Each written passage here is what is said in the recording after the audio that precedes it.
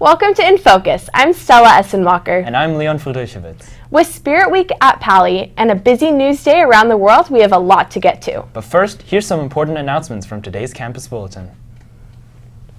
Former Pali School counselor Paige Johnson is coming in to speak about college interviews from the inside out.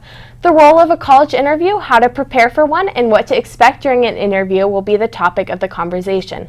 The event will take place next Thursday, November 1st during tutorial in the MAC atrium. According to the College and Career Center, DePaul University rescheduled their visit to Pali. Students who want to get information about DePaul can catch them on a campus visit on Friday, October 26th at 10 a.m. Today at lunch, there was another rally where all 4 Pali classes competed for a coveted win. Although the scores for today haven't been reported, this is the current breakdown. The freshman class is in last place with 3,100 points. The sophomores have 3,300 points and are in third. The juniors hold second with 3,485 points, and the seniors are currently in first with 4,885 points. Of course, this may change once the results come in today from lunch, and tutorial rallies come in.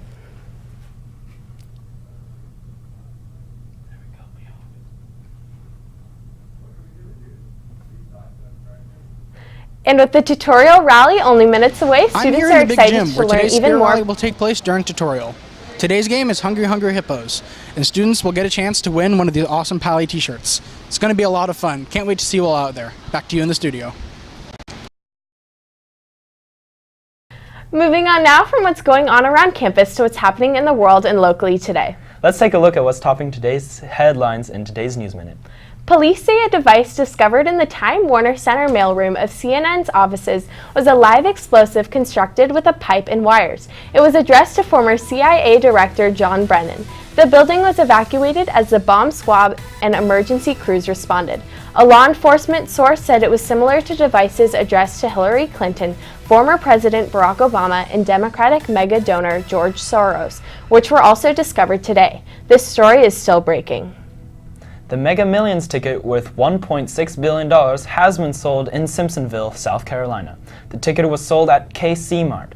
Those who didn't win still have a chance for the Powerball drawing tonight, with $620 million jackpot.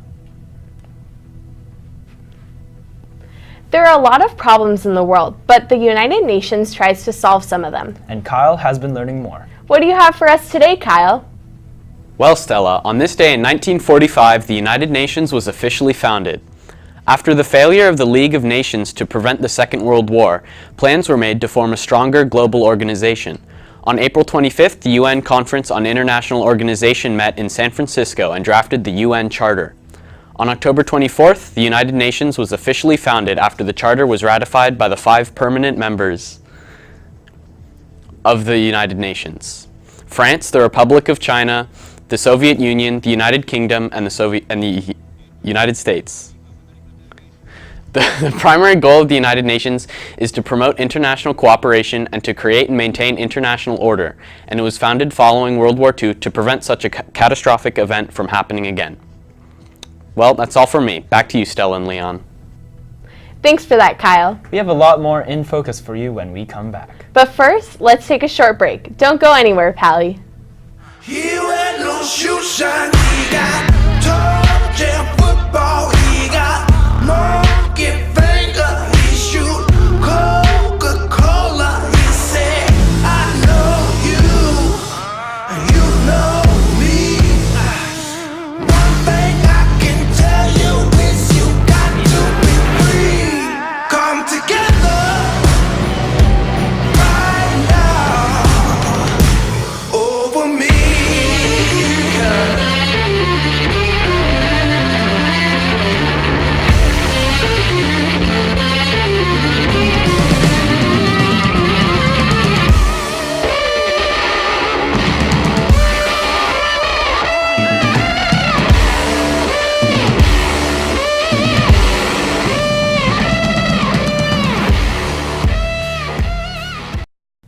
Welcome back. Jason Goldie is in the studio now with the latest in Pali Sports news. Where's your spirit, Jason? My spirit is in on the bleachers, but I've got a roundup of volleyball, field hockey, and tennis for you. Girls JV volleyball dug in and won 2 sets, beating Homestead, who had 0. Also against Homestead, girls varsity volleyball tipped it over with 3 sets to 2. Varsity field hockey faced Lynbrook, but lost 1-0. At home, girls varsity tennis will make a racket against Guns starting at 4 p.m. Back to you. Thanks. With games comes wins, and it's always a win when you look at weather in Palo Alto. Our meteorologist, Thomas, is in the studio now with today's weather report. Thomas, what can we expect out there today? Well, you sure are right about that, Stella. It might be a bit on the chilly side today, but as juniors know, here comes the sun. What's going on, Pal? It's your weatherman, Thomas Colburn. Let's talk about weather on the Bay Area today. So as we look at San Francisco, we have a high of 65 with a low of 52. It's roughly around 63 degrees right now with winds at about 8 miles an hour. As we go into Oakland, we have a high of 69 with a low of 52, around 67 degrees with winds at about 6 to 7 miles an hour. As we go down south, down to San Jose, we have a high of 73 with a low of 53, around 68 degrees. So that's our temperature in the Bay Area for today. So as we go into Palo Alto, today was about 68 degrees. We had a high of 72, a low of 54. Winds at about 7 miles an hour, humidity around 58%, so it's pretty humid today.